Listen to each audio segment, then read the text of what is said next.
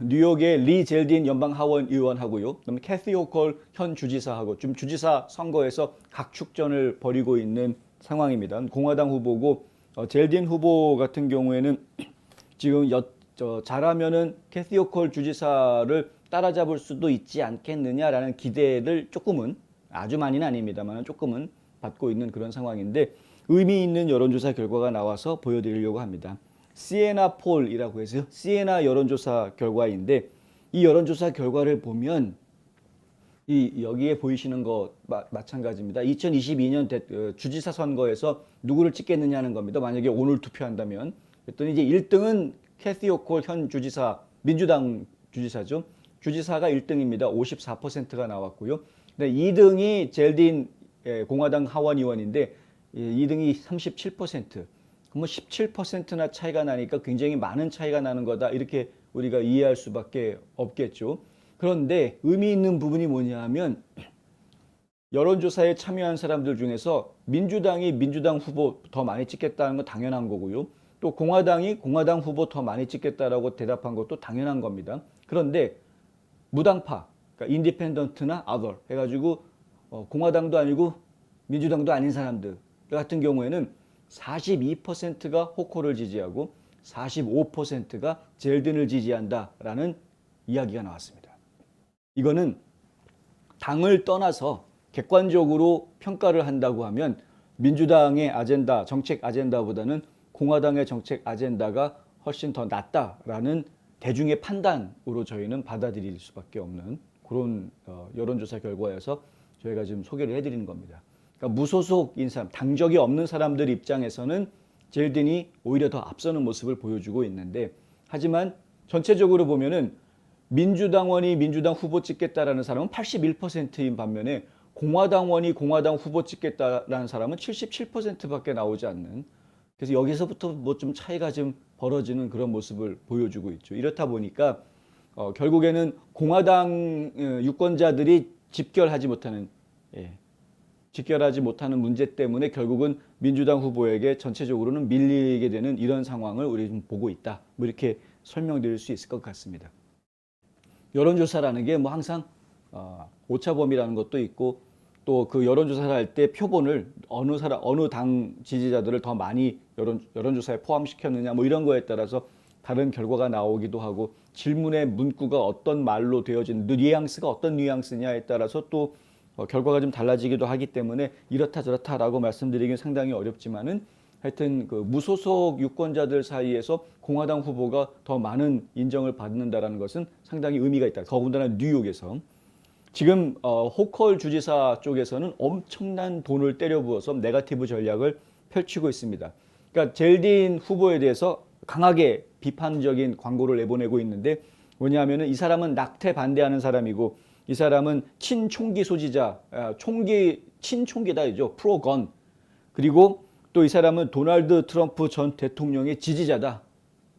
지금 민주당 쪽에서나 그 급진좌파 진영에서는 트럼프의 지지자들을 전부 다 파시스트로 몰아가려고 하는 극우주의자 파시스트로 몰아가려고 하는 이런 전략을 지금 계속 펼치고 있는 상태입니다. 그렇다 보니까 지금 이제 호컬 주지사의 광고하고 일반적인 그 바이든 행정부에서 나오고 있는 여러 가지 내러티브들 그리고 좌파 언론들이 그걸 받아서 확대 재생산하고 있는 여러 가지 기사들을 통해서 트럼프 지지자는 이 국가의 위험한 존재들 이런 인식들을 계속 심어주고 있기 때문에 그것과 호흡을 맞춰가지고 지금 젤딘은 트럼프 지지자다 이렇게 광고를 해버리면 이 사람은 위험인물이구나라는 인식으로 국민들한테 받아들여질 수가 있는 거죠. 정치에 깊은 관심이 없는 상당히 많은 일반 국민들이 이런 식의 선입견을 갖게 되는 겁니다. 이것이 바로 지금 급진좌파들이 펼치고 있는 전술 전략인데 지금 이런 식으로 광고를 하고 네거티브 광고를 하는데 엄청난 돈을 쏟아붓고 있다. 앤드류 쿠오모 전 주지사 같은 경우에는 스캔들이 터지면서 불명예스럽게 퇴진을 했죠. 그리고 쿠오모가 불명예스럽게 퇴진하면서 부주지사하고 있다가 선거 한번 해보지 않고 그냥 주지사가 된 이런 상황이 됐는데 호컬 주지사 같은 경우에는 본인이 여성이다 보니까 여성 유권자한테 상당히 호감을 얻고 있는 그런 모습을 보여주고 있고요. 여성 유권자들한테는 거의 6대3 수준입니다. 그러니까 2배 이상 호컬 주지사가 호감을 얻고 있고 남성 유권자들 사이에서도 48% 대 44%. 약간의 차이지만은 남성 유권자들한테서도 조금 근소한 차이로 젤딘을 앞서고 있는 그런 모습을 보여주고요.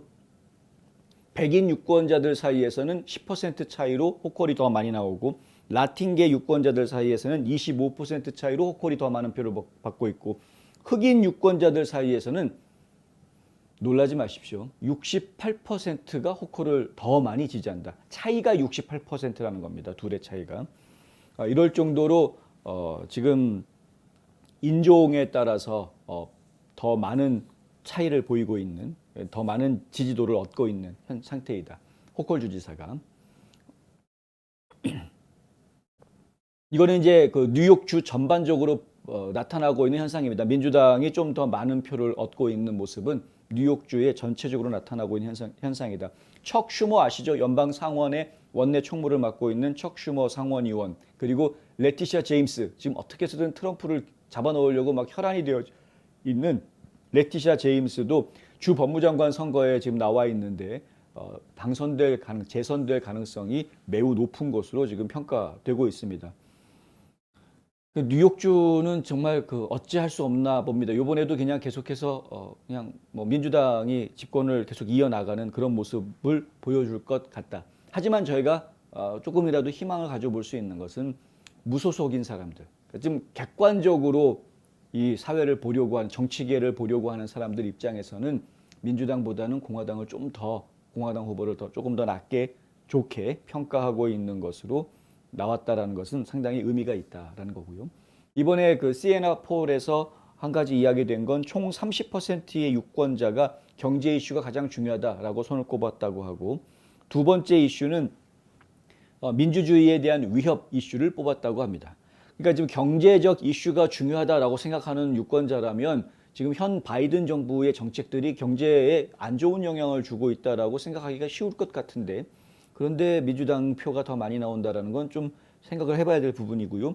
민주주의에 대한 위협 이야기는 이것은 이제 트럼프 지지자들이 결국은 민주주의를 해치는 사람들이다라는 그 민주당 쪽에서의 내러티브를 이야기하는 것인데, 이것을 두 번째로 중요한 이슈로 뉴욕의 유권자들은 선택하고 있다.